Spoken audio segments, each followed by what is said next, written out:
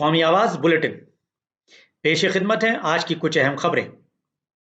Corona गुज़श्ता 100 साल का सबसे बड़ा तिब्बी और माशी बहरान, आरबीआई गवर्नर का बयान।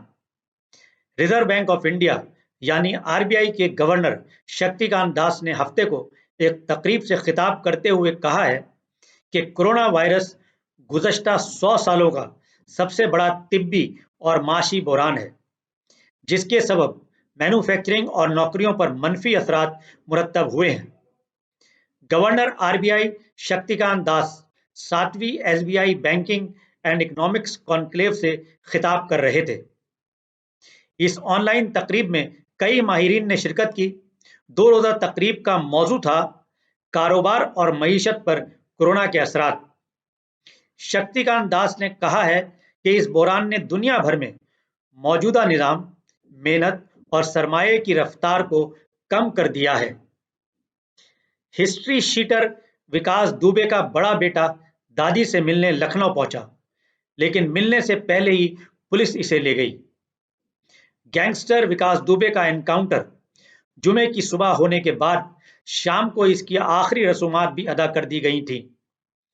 बताया जाता है कि जब इसे इलेक्ट्रिक क्रेमेटोरियम में डाला गया तो बीवी रिचा दुबे और इसका छोटा बेटा शानू मौजूद थे, लेकिन बड़ा बेटा आकाश मौजूद नहीं था। जुमे की शब डरा सहमा आकाश लखनऊ में अपनी दादी सरला दुबे से मिलने पहुंचा। सरला कृष्णनगर में अपने दूसरे बेटे दीप प्रकाश दुबे के घर में रहती हैं और आकाश यहीं उनसे मिलने पहुंचा था। लेकिन इससे पहले कि वो अपनी दादी से मुलाकात कर पाता, मुकामी पुलिस वहां पहुंच गई और इसे अपने साथ ले गई। कुछ मीडिया जराये के मुताबिक विकास दुबे का बड़ा बेटा आकाश बैरून मुल्क में एमबीबीएस कर रहा है और जुमे की रात ही वो लखनऊ कृष्णानगर इलाके में पहुंचा था और दादी से मिलने के लिए चचा के घर आया था। बिहार वजीर आला की रिहायश के तकरीबन 7 दर्जन स्टाफ के लोग कोरोना पॉजिटिव पाए गए। बिहार में गुज़श्ता कुछ दिनों के दौरान कोरोना का कहर बहुत तेजी के साथ बढ़ रहा है और राजधानी पटना की हालत दिन ब दिन खराब होती नजर आ रही है। सबसे खतरनाक बात यह है कि तिब्बी एहलकारों के कोरोना की जद में आने की खबरें लगातार सामने आ रही हैं। इस दरमियान ऐसी खबरें सामने आई हैं कि बिहार वजीर आला की रिहायश के तकरीबन 7 दर्जन अफराद कोरोना पॉजिटिव पाए गए हैं। हिंदी न्यूज पोर्टल न्यूज 18 पर शाये एक रिपोर्ट के मुताबिक अब तक वजीर आला की रिहायश के 80 से ज्यादा स्टाफ के लोग कोरोना की जद में आ चुके हैं।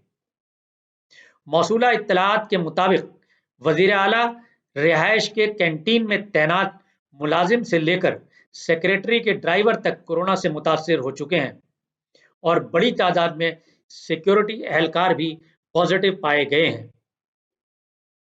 राहुल गांधी ने वजीर आजम मोदी के लिए लिखा असत्याग्रही। वजीर आजम नरेंद्र मोदी ने रीवा में सोलर पावर प्रोजेक्ट का इफ्तिताह किया। इस मौके पर उन्होंने कहा, आज रीवा ने वाकई तारीख रकम कर दी। रीवा की शनाख्त मां नर्मदा के नाम से और सफेद बाग से रही है। अब इसमें एशिया के सबसे बड़े सोलर पावर प्रोजेक्ट का नाम भी जुड़ गया है। वजीर आजम नरेंद्र मोदी के इस बयान को कांग्रेस लीडर राहुल गांधी ने तनकीद का निशाना बनाया है। उन्होंने वजीर आजम के बयान पर सिर्फ एक लफ्ज लिखा है और ये लफ्ज बहुत कुछ कह जाता है। राहुल गांधी ने अपने ट्वीट में लिखा है, सिर्फ असत्याग्रही। हिंदी के इस लफ्ज का मतलब गलत बयान देने वाला होता है। दरअसल वजीर आजम मोदी ने रीवा के सोलर पावर प्रोजेक्ट को एशिया का सबसे बड़ा पावर प्रोजेक्ट बताया है, जो कि दुरुस्त नहीं है। तुर्की के तारीखी आया सोफिया म्यूजियम को दोबारा से मस्जिद बनाया जाए, अदालती फैसला। तुर्की की अदालत ने 1934 के उस फरमान को मनसूख कर दिया है जिसके तहत तारीखी असासे आया सोफिया को अजायब घर में तब्दील किया गया था। अदालत के इस हुक्म के बाद आया सोफिया को वापस मस्जिद का दर्जा मिलने की राह हमवार हो गई है। तफसीलात के मुताबिक सैयद तैयब एर्दवान ने यूनेस्को के इस आलमी विरसे को मस्जिद में बहाल करने की तजवीज़ दी थी।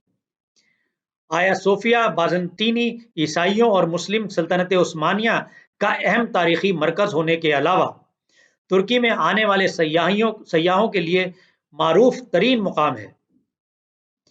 सदर रजब तैयब एर्दवान ने फैसले की तस्दीक के फरमान पर दस्तखत कर दिए हैं।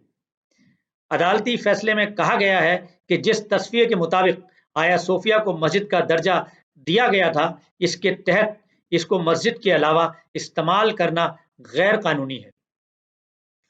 कौमी आवाज़ के क़ारीन व नाज़रीन से ज़रूरी गुजारिश, अपना ख्याल रखें, सोशल डिस्टेंसिंग पर अमल करें। शुक्रिया।